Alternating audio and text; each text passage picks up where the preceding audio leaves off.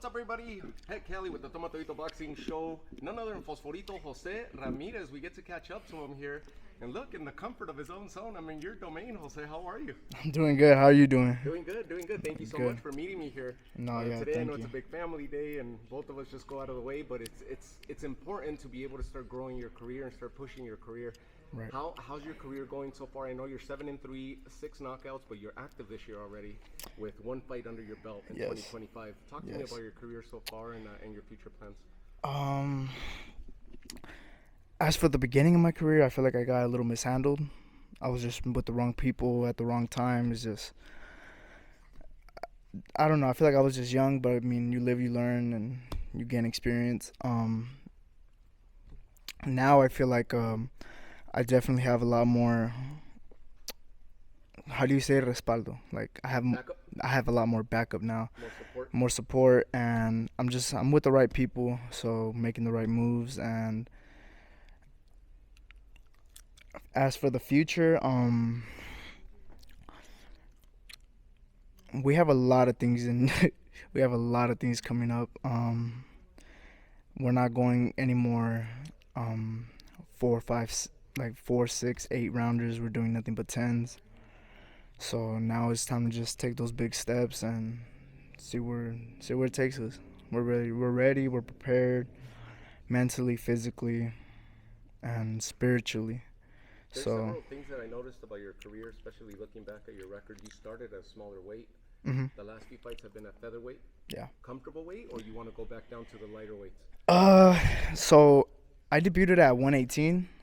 So I really felt like I was draining myself a little bit for those weights, because I am a little taller, but I'm not also buff, you know.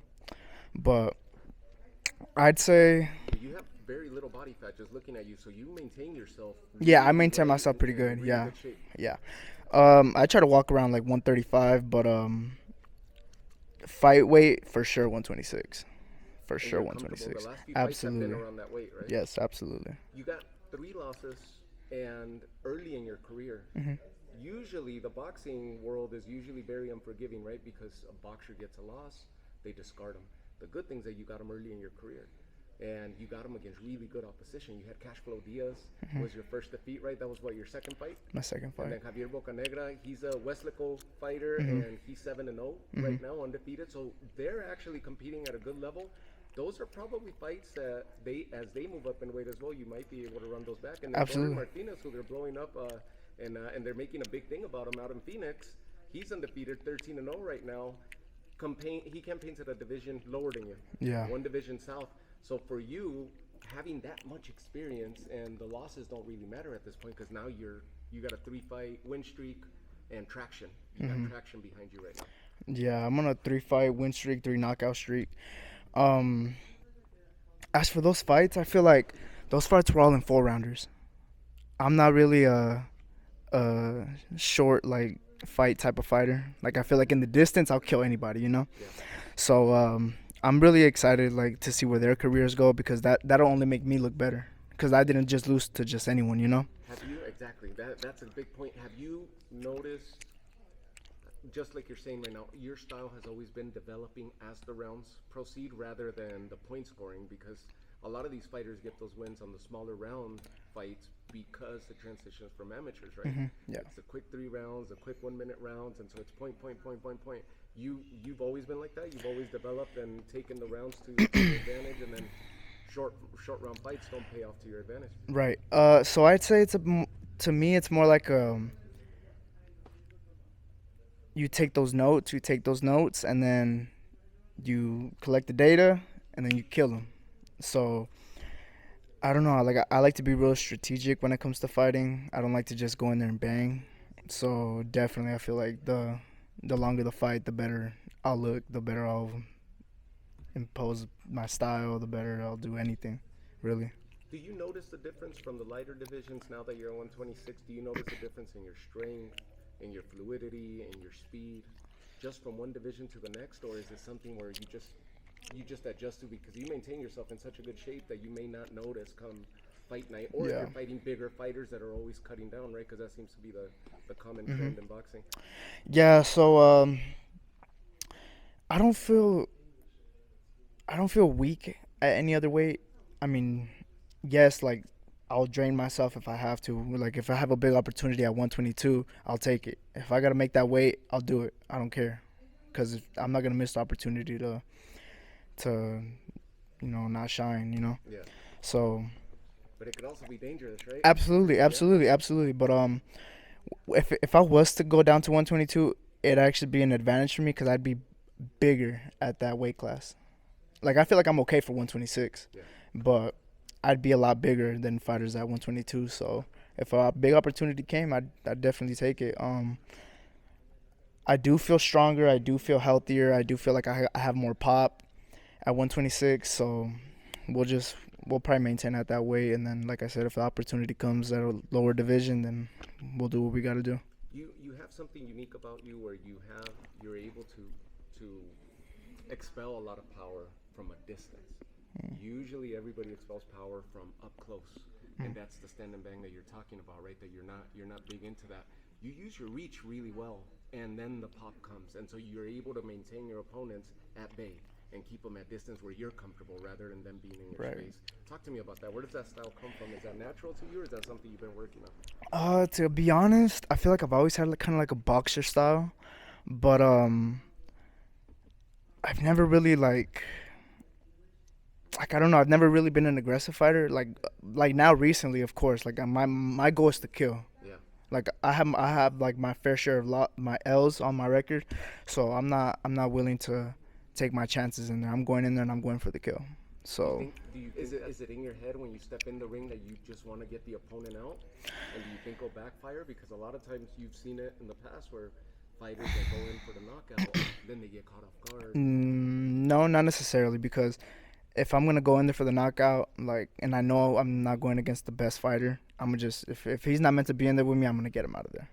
But if I know like it's gonna be, hey, this could be a long night, I gotta go in there and box. I gotta go in there, and so it really just depends what the other fighter brings to the table. Um, I'll adjust as I go. Like I'm not gonna go in there with a game plan. I like to adjust in the fight, and I mean, You adapt based on what they're presenting absolutely, to you. yeah, That's absolutely. awesome. And then your communication with the corner, is it normally we have a game plan, you go execute, corners a little bit more hands off, or are they constantly on you trying to finding those openings for you, and then you get flooded in there a little bit? 'Cause a lot of fighters get overwhelmed and with so much instruction, and so then it becomes a firefight inside when that wasn't the plan going into it. Yeah, so like in the corner, I like to have obviously my coach, my father, and the cut man. But usually, like I like to have one paying attention to me, correcting my mistakes and telling me what I got to do, and then the other one, I like for the other coach to focus on the other fighter. Tell me what he's doing, and like don't tell me what I'm doing. Focus on what he's doing, what mistakes he's making, what adjustments he's trying to make, what setups he's trying to do, like just Finding things. Yeah, patterns yeah, going yeah. forward. So just things like that, and then like individually, like they'll tell me in the corner, like, hey, you need to keep your hands up. You need to when you're doing this, you're dropping this hand, like, or don't take that step. When you're taking that step, like you're taking it, like you're crossing your feet. So when it comes to things like that, like I'll just have one person tell me individually what they gotta tell me, and then let's go. That's really Well, unique yeah, because you delegate yeah, a job to every single yeah, person, so everybody's active. yeah. There's no scrambling. And one of the last interviews I did, I was mentioning that during the Delfimo fight with Cambosos, the dad panicked. He didn't know what to tell him. And so now Delfimo's left in the ring by himself trying to figure it out. He would go to the corner after 3-4 rounds.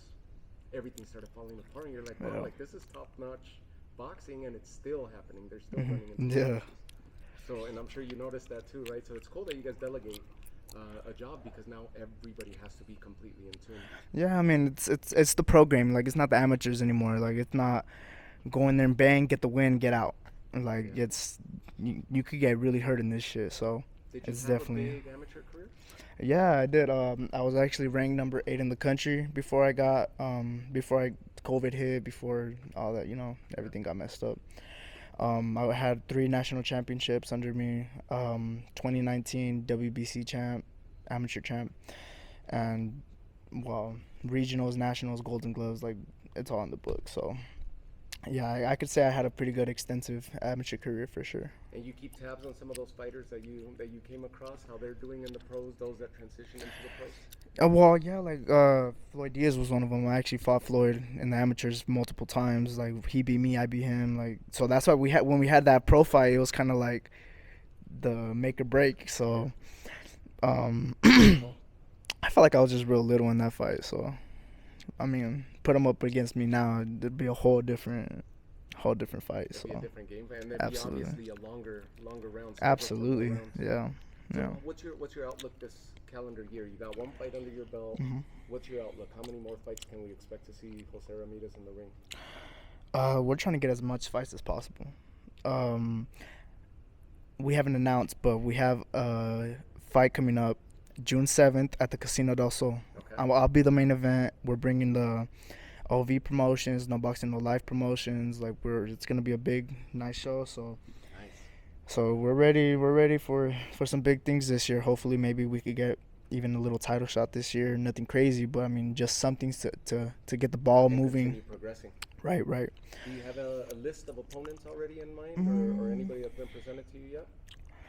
Not opponents in mind necessarily, but like if I'm on the lookout for I could fight this guy in the future, I'll look into his previous opponents, and my job is to finish whoever they fought better than they did, you know. Okay. So like my last opponent, he fought in I think Philly. I don't know. I think it was like Shakur's like little cousin, nephew. I don't know. And he fought him and beat him in 2 rounds, but he never dropped him. He just stopped him. So when I fought him in February, I made sure I got him out of there. Like first round knocked him down twice. Second round stoppage. So like that made me feel like okay, like I did better than him. Like I got this. I got this. It's a good measuring stick for you Yeah. to see where you're at in comparison Yeah. to the people that are getting all the attention, right? They got big teams behind them. That's Yeah. cool. So that's big breaking news. June 7th, we should be able to expect you here in town. Yeah. And how do you approach your camp? Do you start 100% right now, 110% start coming off the full speed camp as you get closer to the fight, or is it just balls to the wall the entire way?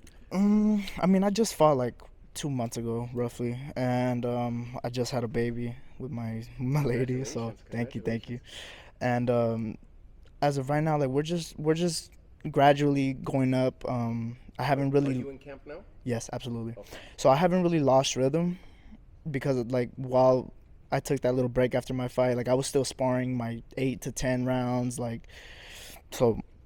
I'd say I stayed pretty consistent, but as of right now, we're like 80%, 80%. But we're gradually going up. The reason I ask you that is there's fighters that leave it all out in camp, Yeah, and then they're diminished by the time they step into the ring. And even though you're supposed to be at your peak, you make weight, everything, by the time that you step in the ring, you're already at 80, 90%. You're not 100%. Like the fans will see it, right? Yeah. They think you're completely perfect, but you don't see the injuries, the kinks that come with camp. And Yeah. so how do you approach that? Do you try to take it at a decent pace and always pushing yourself, trying to propose, or how does that work? I don't know. I feel like I really try to really pay attention to my body. When the body talks, you gotta listen to it. Yeah. So the one thing that I won't stop doing is running. Like towards the end of camp, like I always want to feel like I'm pushing myself, but mentally, like I always want to think like you're running out of time. You're running out of time. I never want to feel like I could just take my time with any of it. So definitely I'd say pay attention to the body and don't take anything as a small time type of thing, And no because shortcuts. no shortcuts, because that'll backfire for sure. I saw on your social media several times that you posted that you've been training with Oscar Valdez, and you were actually recently at his gym, right? In Hermosillo. Yeah. Where does that relationship come from? How did that stem? I met Oscar about 3 years ago. No, it was like right after I turned pro. That like I just hit him up one day. Like I saw him like at this gym that looked familiar here in town, and I was just like, "Hey, bro, like let's get some work." And I was just 18 at the time. I was just like not thinking nothing of it. And I told my brother, I was like, "Hey, dude, I hit this dude up. Like, hopefully he hits me up." Within an hour, he hit me back, and he's like, "Yeah, bro, like then like took you up this, on it, huh? yeah. Wow. So and then we actually got what was it? Three sparring sessions in, and then after that, like we kind of just he went like that was when he was in camp for Shakur, right before he went into camp for Shakur. So yeah, I caught him when he was like undefeated. That was when I first met him, when he was like still undefeated and stuff, WBC champ. So it was cool. It was cool for sure. That's really cool. So how was that camp in Hermosillo? Did you run into any other fighters that are training there with them, or just go specifically with Oscar and it's a one-on-one? Yeah, so it was pick his brain and yeah, it was more so like a one-on-one. that's so cool. Yeah. That's really cool. All right, let's pick your brain now. Let's talk about the champs: Angelo Leo, Okay. Nick Ball, Rafa Espinosa, and then we're missing. Who are we missing? Steph Fulton, right? Cowboy Steph Fulton, yeah. All right. Well, Jose Ramirez, Divino Espinosa. The height, I've been in front of him. I've had the chance to interview him. Really tall. He's either my height, 6'1", maybe even a little taller than me. How would you approach a taller Divino that hits very hard, obviously, as evident by his work? I feel like he hits hard, but I don't think he hits all that hard. Cause I've been in there with some real power punches. I could take a punch, so power doesn't scare me. It'd be an interesting fight because For both of you him, fight for from a him, distance. I wouldn't fight, but I wouldn't fight him like that. Cause coming up as a little kid, I was always a short kid. Like I just got taller recently, so I know how to approach being a smaller fighter. I know how to be I know how to adjust. I know how to use my head in there, and like if I'm going against a taller fighter, I know he can't beat me if I'm like smothering him, if I'm in there with him, like. Right. In the pocket. So like I said, like I'm not gonna take nothing from him, but I don't think he's all that. Angelo Lee. Really beatable, super beatable. If you look, seeing the way he looked against El Venado, I don't think he looked all that great. Either one of them, I don't think they looked that great. Nick Ball. He's a little muscle. He just looks like a little muscle to me. Like he's nothing crazy, but I mean he's a little power puncher. But like a fighter like that, like I wouldn't let him get close to me. It's just that's the hard One part, like right? yeah, but that'd be like a The one sparring shot, of like one shot, get him out, like move him. Yeah. 1, 2, 3, move him. Like that's it. Like I would not stay in no type of pocket with him. I won't let him smother me. Like I know how to be dirty too, so whatever it takes. It's That's not. I'm not gonna win in a pretty fight, The you know. intrigue of the wrecking ball, right? That it's like he smothers you and gets on the inside, and you lose your game plan, right? So that's really good that you're analyzing those already. Cowboy Steph, probably the most strategic out of the four. Him being more strategic will make him even. I feel like when a boxer faces a boxer, it makes it that much easier because if he's trying to do the same thing I'm trying to do, I kind of already know the way he fights. So he's a boxer. He's not a pressure fighter. He's not a distance fighter. Like he's just a boxer. He's gonna stick move. He's gonna box you, do what he got to do. So I feel like we kind of have the same little bit of a style. I might be a little more on the boxer side, but I feel like that'll give me the edge to beat someone like that because I saw the way he looked against Inoue. I saw the way he looked against Carlos Castro. I saw the way he looks against Carlos Castro. Carlos Castro, like, he is a good fighter, great fighter. I'm not gonna take nothing from him, but that's the least of his opposition. That's like a little more on the. It's almost like catered to him, right? Because Castro Yeah. and Figueroa bring the fight to him, which allows him to look great. Yeah, it makes him. Yeah. Versus he's quick himself, so he's able to get in and out, and that wave effect is what affects Fulton. Yeah. So that That's really cool I that feel like you're I would breaking that take that fight into consideration if I was to ever fight like that because like I don't know, I feel like I could fight however. I could fight like Bivol, I could fight like Canelo, I could fight like Oscar. Like I could find my own style. Like I feel like I don't have a style. Like I have my own style, but I don't have a style. Like I just know how to fight, and if I gotta adjust to however I'm going, like 3 rounds, I'll walk you down, and then 4th round, I'll fight you like Bivol, in and out, and just use that same rhythm, and then next thing you know, the next round I'm fighting completely different. So I like to change it up and do things like that when I'm sparring. And That Bivol style is that he's able to land jabs both Mm-hmm. on the back foot and forward. Right? Yeah. And so he always keeps those opponents at bay. Yeah. Where it catches everybody off guard. He's almost like hitting on the 2.5 and the 3 Mm-hmm. when everybody's so used to the 1-2s. Yeah. But what I say is my little secret is that I'm really good in southpaw. Like really good in southpaw. Like it almost comes natural to me. Is this you trying to bait opponents? Whoever's watching this interview is like fighting southpaw, or is it No, just... no. I'm telling them they better be careful because they won't be Style. Uh, able to adjust to Man, that's awesome. I can't wait to see your fight in June. Yeah, It's I'm coming up excited. already. So. Yeah. And then, when do you think you'll have an idea as to who the opponent is? Because obviously you're looking to progress now. Everything trajectory and everything's on your behalf right now. Everything's Yeah. looking good. You're firing on all cylinders right now. So you're at a great moment. The opponent has to be perfect for where you're at right now Right. instead of a downgrade. Right. So we're not looking to fight. Obviously, we're not looking to fight a bum. We're not trying to make this a record-building fight, even though it is a record-building fight. We brought in a few options, a few undefeated fighters, which might look like that's what it's gonna be. But as of right now, we don't have a set opponent, but it's most likely gonna be someone that has fought someone that I'm trying to fight in the future. Like, yeah. And we still got time. We still got time. Yeah, absolutely. Yeah. That's perfect. What do you want to say to the Tucson boxing culture and to everybody else, all the surrounding areas? And we were talking off mic briefly. The notice, all the noise goes to the Phoenix fighters because it's the bigger city. They also attract fighters from other areas. Tucson's more pushed to the side, and the Tucson boxing culture has been kind of maybe at sleep for a few years, and now there's a handful of fighters that are starting to make noise. And with you headlining the event, I believe there's several of the Tucson fighters are going to take part in that card as well. Yes. And the up and coming fighters, and you're almost at the helm right now, carrying the torch to take Tucson boxing back to the top and start making some noise for this area. Well, the thing is, what I feel like has a really big impact is that this is gonna be like my fourth, fifth main event fight streak.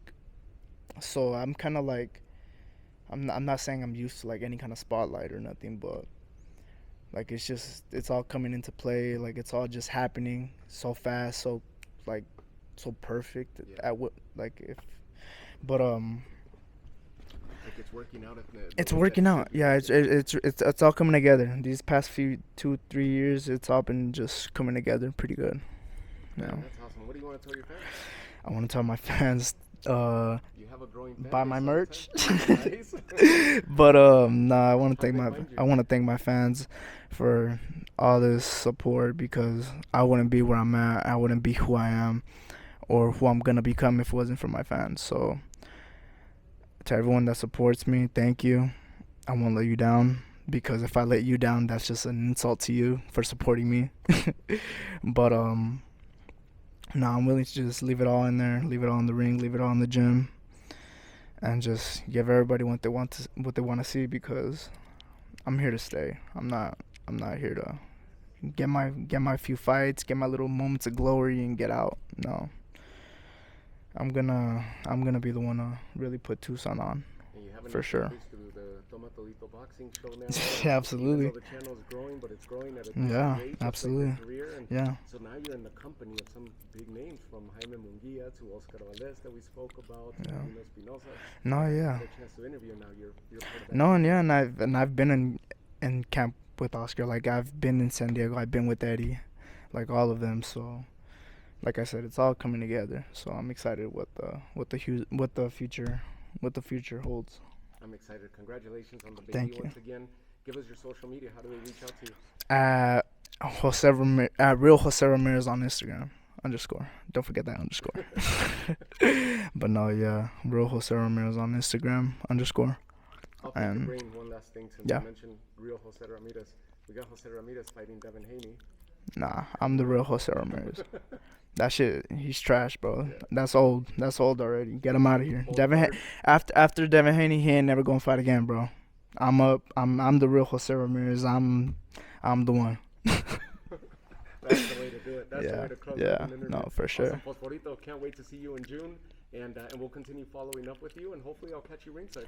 Yeah, absolutely. Either Thank you. ringside or before the fight or after. Yeah, fight, yeah. Continue to profile your career. Yeah, most definitely. If you could come even before I finish camp, that'd be cool. Yeah, absolutely. You Yeah. can count on it. Absolutely. Let's do it. Awesome. Checking out Tomatodito Boxing Show.